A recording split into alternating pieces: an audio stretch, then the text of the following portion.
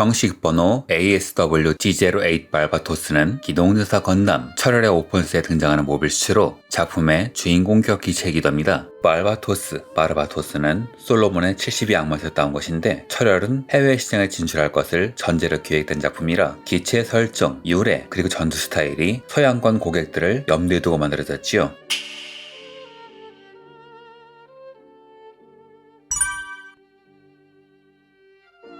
여러가지 부품, 장비를 활용하여 강해진다는 설정이 있어서인지 설정집을 보면 장비류가 정말 많습니다. 그 중에는 루푸스 전용 신형 태도처럼 작중에 한 번도 등장하지 않은 것도 있고 각종 투사 화기도 존재하지요. 고경도 레어 얼로이 메이스, 모빌 수체 프레임 소재와 완전히 같은 고경도 레어 합금으로 선형된 메이스, 첫 화에서 강렬한 인상을 남긴 발바토스의 상징적인 무기이기도 하며 일러스트에서도 단골로 등장하는 무장입니다. 손잡이 끝에는 슬라스터가 달려있어 휘두를 때 가속하는 방식이며 자루의 길이는 장착 형태를 위해 조절할 수 있습니다. 또한 끝부분을 사출하여 적의 장갑을 뚫어버릴 수도 있죠. 작중에 등장하는 나노 라미네이트 아머는 실탄의 충격을 줄여주는 효과가 있으며 빈병기를 난반사시키는 효과도 있지요. 참고로 라미네이트 장갑이 CD에 등장합니다. 원래는 발바토스를 전투용으로 쓸 경우를 대비하여 마르바가 예비로 준비한 것으로 한 개가 아니라 예비용까지 여러 개가 제작되었습니다만 미카즈키는 알고서 그런 건지 몰라서 그런 건지 몰라도 던져버리거나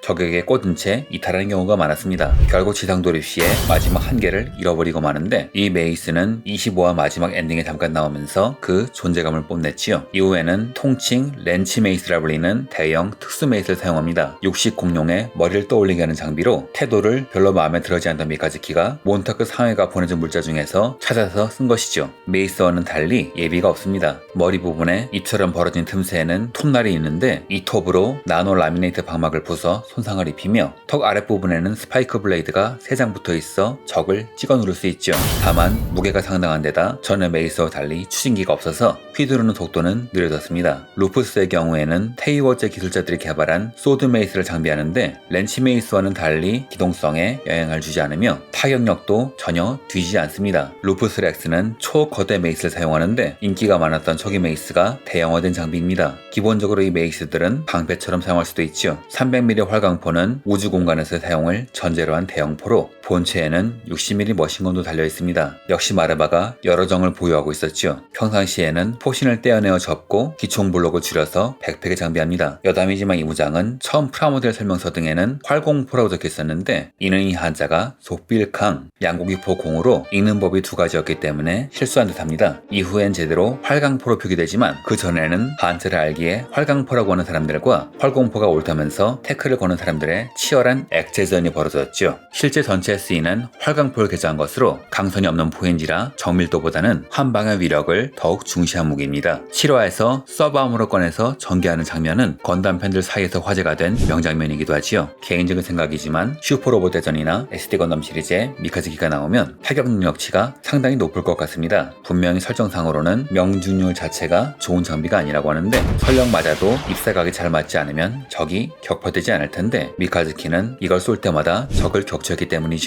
태도가 화제가 된 것은 2015년에 발매된 전설의 건프라 HG 발바토스 안에 태도가 들어있었기 때문이죠. 이는 테이와즈 본부의 세성에서 재련한 실체검으로 이름은 태도이지만 공면이 거의 없는 직도에 가깝습니다. 나노 라미네이트가 도포되지 않은 관절, 무장, 장갑 등의 틈새를 공격할 때 진가가 발휘되죠. 처음에는 그립 부분이 노출되어 있었지만 블루워즈와의 전투 이후에는 운동 에너지의 전달, 벨트의 효율을 높이기 위해 블록 형태의 코등이 덧새가 추가되었습니다. 강도, 강성, 내열성, 탄성 모두 우수한 물건이었지만 미카즈키는 검수를 모르기 때문에 끝이 뾰족한 파이프 정도로 여기며 싫어했습니다. 덕분에 프라모델 키트를 열어보고 아스트레이처럼 화려한 검수를 기대했던 팬들은 그 기대를 이룰 길이 없어지고 말았죠. 여담이지만 루푸스도 그렇고 라미네이트도 그렇고 직도에 굳이 태도라는 이름을 붙인 것도 그렇고 이상하게 시드의 향기가 짙습니다. 10화 마지막에 멜로디를 격파하면서 큰 인상을 남겼죠. 물론 그 다음에 구시오는 장갑에 튕겨져 나가면서 이미지를 구겼지만요. 미카즈키는 이때쯤부터 태도의 사용법에 익숙해지기 시작합니다. 이후 태도는 한동안 소식이 없다가 시즌 1의 마지막에서 다른 무장이 모두 못쓰게 된 상황에서 쓰는데 이때 잘 보면 초반과는 달리 배는 법을 완전히 숙지하고 있음이 보이죠. 미카즈키가 이외로 성장형 파일럿이란 묘사입니다. 일본 전국시대에서 태도가 적을 때려눕힌 후 단도로 마무리를 짓기 위한 타격 도구로 사용된 걸 감안하면 이외로 미카즈키와 궁합이 맞았을 텐데 많이 아쉽네요. 싶네요. 렉스 네일은 루푸스 렉스의 양팔로 레어메탈을 소재로 하고 있습니다. 루푸스 렉스는 양팔이 길어졌는데 그만큼 정밀 작업은 무리지만 접근 전이 주특기인 미카즈키의 전투력을 살리는데 도움이 되지요. 긴 팔로 인한 공백은 팔꿈치의 서브암, 하슈말에 와이어 블레이드를 떼어내어 장착한 테일 블레이드로 보완합니다. 마지막으로 쿠단 사명은 세성 팩토리에서 긴급히 운송하기 위해 사용된 것으로 결국 기암 이사리비의 함재기가 됩니다. 프라모델 설정상의 전투 형태는 본편은 결국 등장하지 않는데 뜬금없이 건담 빌드 메타버스에서 이를 유용한 키트가 등장하지요. 철혈은 작품 및 마케팅 등 여러가지의 해외 시장을 공략하기 위한 장치가 되어 있는데 그 흔적이 프라모델로도 나타나지요. 해외 시장에 본격적으로 진출한다는 것은 일본 시장에서 어린이를 건담에 끌어들이는 것 이상의 노력이 필요합니다. 우선 중요한 건 단가를 최대한 낮춰가는 것이죠. 가격이 낮아야 진입장벽이 낮아지니까요. 또한 일본보다 소득 수준이 낮은 나라에 쉽게 팔 수 있을 겁니다. 그래서 철혈 시리즈의 키트에는 본체에는 주무장만이 들어있으며 나머지는 죄다 옵션 세트란 키트로 따로 팔았습니다. 이 마케팅은 빌드 파이터즈부터 시작된 것인데 철혈, 수성쯤 되면은 더욱 활발해지죠. 이 세계관은 특이하게도 빈병기가 존재하지 않습니다. 빔이란 액제전 당시에만 존재하던 로스트 테크놀로지이므로 당시 기술을 그대로 보존한 기체들만 사용하지요. 그래서 이 기체는 빔 라이플과 빔 사벨이라는 건담 특유의 전통적인 무기가 없습니다. 이는 단가를 줄이기 위해서지요. 제가 전에 철혈의 오펀스를 소개하면서 게이레일에만 클리어가 있단 말을 했는데 여러 시청자분들께서 쿠단 사명, 하슈말에도 클리어가 있다고 알려주셨습니다. 그래도 다른 건담 시리즈에 비하면 극단적으로 클리어 파츠가 적지요.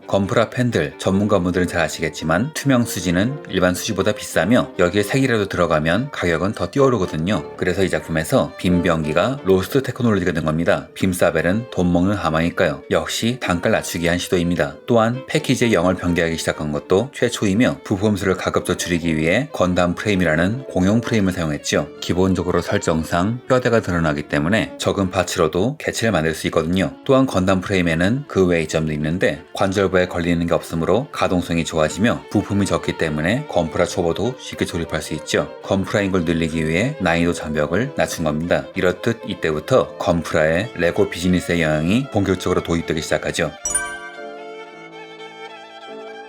HG 발바토스는 2015년 건프라 전체 판매량 1위를 차지한 전설의 키트로 지금의 반다이와 달리 당시에는 대량 생산, 박리담의 마케팅을 했음에도 불구하고 초반에 물량이 동일하는 바람에 구하기가 정말 힘들었습니다. 패키지엔 재미있는 일화가 있는데요. 지금이야 꽤 인기가 좋은 미카즈키지만 프라모델이 처음 발매되었을 때는 온갖 비난이 몰렸습니다. 저렇게 꺼벙한 L 패키지에 넣다니 장사하기 싫은 거냐? 라는 이야기겠죠. 하지만 작품이 실제로 반영되면서 이런 이야기는 싹 사라졌는데요. 재미있는 것은 반다이 남코 홀딩스가 2021년에 개편되면서 새로운 패키지로 교체되는 과정에서 저 얼굴들이 다 사라진 겁니다. 자기들도 마케팅에 도움이 안 된다고 판단한 걸까요? 아니면 일러스트의 판권쇼가 지난 걸까요? 현재 제품화가 활발한 것은 초기 형태의 발바토스 뿐이며 루푸스와 루푸스 렉스는 HG와 풀 메카닉스 외에는 발매되지 않았습니다. 그건 이 작품의 성적 때문일 거예요. 이 작품 서양권에서는 미디어 판매량이 꽤 좋은 반면 일본 내에서는 초기 열광적인 시청률이 후반으로 가면 갈수록 급출하겠으며 한국에서도 구글 트렌드의 검색량을 보면 관심이 확 떨어지는 것을 알 수 있죠. 그래서 히트의 완성도와 상관없이 후반부의 기체들은 인기가 없었으며 심지어 좋은 의미로 1,400엔짜리라고는 믿을 수 없는 높은 완성도의 작품 발바토스의 목을 단 기체인 HG 레길레이즈 줄리아조차 발매된 지 얼마 안 되어 한일 양국에서 할인 판매했을 정도입니다.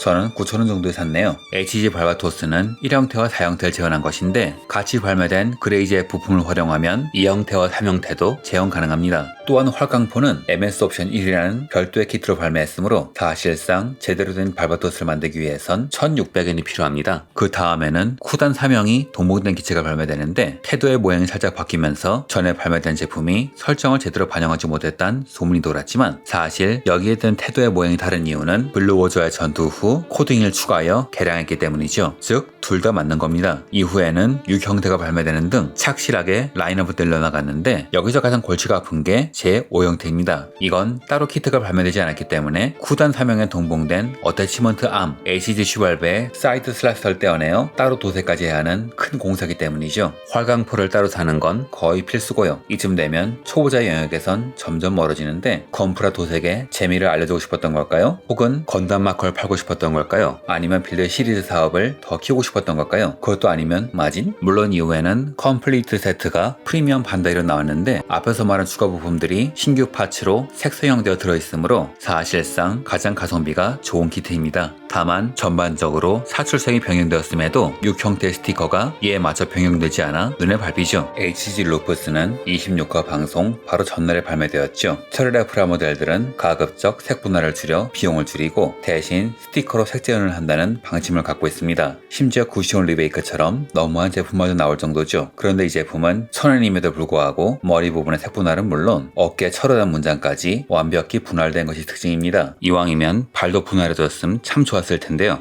그래도 가격을 보면 다 용서가 되지요. 왜 발을 스티커로 했는지는 이후에 발매된 루프슬렉스의 키트를 보시면 알 수 있을 겁니다. 추가 부품으로 거의 가려지거든요. 무장은 소드 메이스 뿐이며 200mm 포와 트윈 메이스는 옵션 파츠 5로, 로켓 런처는 옵션 파츠 6으로 별도로 발매하는 등 단가의 날 위한 치밀한 설계가 돋보입니다. 루프슬렉스는 하슈말과의 전투가 끝나고 개수되는 시점에 맞춰 나왔습니다. 여러가지 기믹이 추가되어서 그런지 가격이 1,400엔으로 올라갔는데 색 분할은 지금까지 나온 발바토스 시리즈 중에서 제일 안 좋으며 특히 손톱, 테이블레이드의 노란 부분은 스티커로 처리했는데 곡면에 깔끔하게 붙이는 건 어려울 뿐만 아니라 노란 마커로 부분 도색하는 것도 쉬운 일이 아니죠. 밑색이 짙어서 다 비치거든요. 게다가 손목의 200mm 폰은 몰드만 살짝 넣은 정도라 재현하고 싶으면 개조를 해야 하는데 이걸 초보자에게 권하기는 어렵죠. 첫 키트는 좋았는데 나중에는 왜 이러지? 란 느낌이 절로 드는 키트예요. 1대 100 키트들은 전반적으로 평범한데 굳이 짚고 넘어가자면 1대 100엔 활강포가 기본적으로 들어가지만 정작 키트의 아이덴티티인 메이스가 안 들어있습니다. 이 메이스는 뜬금없이 제 6형태 들어있죠. 그래서 4형태의 메이스가 필요하면 6형태도 구매해야 하는 정말 이해가 안 되는 상술이 펼쳐집니다. 발바토스를 시작으로 새로 등장한 하이 레졸루션은 16,000엔에 PG 수준의 가격을 자랑하죠. 완벽히 도정된 부품, 금속 파츠까지 사용한 초호화 제품이지만 여기도 메이스가 안 들어있습니다. 메이스 같은 건 장식입니다. 높으신 분들은 그걸 몰라요. 이건가요? 끈질기게 메이스를 조리돌림하는 담당자의 집요함에 경의를 표합니다. 키트에 대해 말하자면 외장은 화려하지만 파손이 잘 되며 가동성도 안 좋으므로 자세를 바꾸기가 쉽지 않습니다.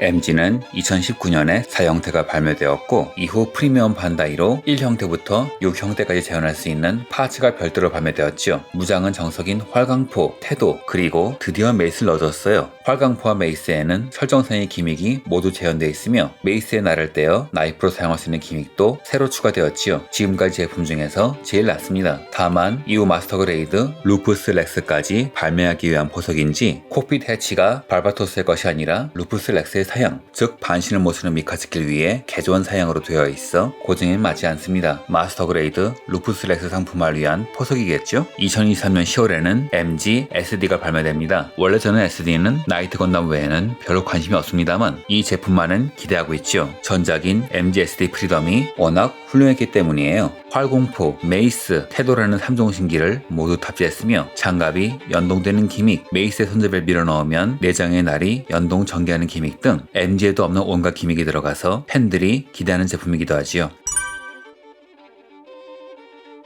바르바토스는 솔로몬의 70의 악마 중 8이죠. 그래서인지 발바토스의 개조 형태도 8개더군요. 악마의 이름을 빌린 기체인 발바토스는 전에 방영한 더블의 주역기 엑시아와 대비되는 점이 많지요. 각 작품 1화에서 엑시아가 천사라는 이름처럼 하늘에서 내려왔다면 발바토스는 악마와 같이 땅에서 솟아납니다. 엑시아가 샤프하고 섬세한 아이가 된 디자인이라면 발바토스는 거친 느낌의 악마와 같은 디자인이고 엑시아는 오른쪽 눈과 왼팔을 잃어버렸음에도 세츠나를 지켜줬지만 발바토스는 미카즈키의 오른쪽 반신을 송두리째 빼앗아가 버렸죠. 지원 유닛 쿠단 3명의 설정화 중에는 엑시아의 지하남조와 같은 모습도 나오고요. 엑시아가 수백 년 뒤에나 나올 오버 테크놀로지의 결정체라면 발바토스는 수백 년 전에 사라진 로스트 테크놀로지의 대명사이며 엑시아가 마지막에 머리가 날아갔다면 발바토스는 최후의 머리만 남습니다. 엑시아는 다른 주역기가 사라진 다음에도 끝까지 활약하지만 발바토스는 그 후반에 완전히 파괴되고 말지요. 철혈이 기획 구상을 시작한 것이 더불어와 거의 비슷했음을 감안하면 이 대비는 의도한 것이라 생각합니다. 애초에 초기 디자인이 엑시아와 많이 비슷하기도 하고요. 이상으로 영상을 마칩니다.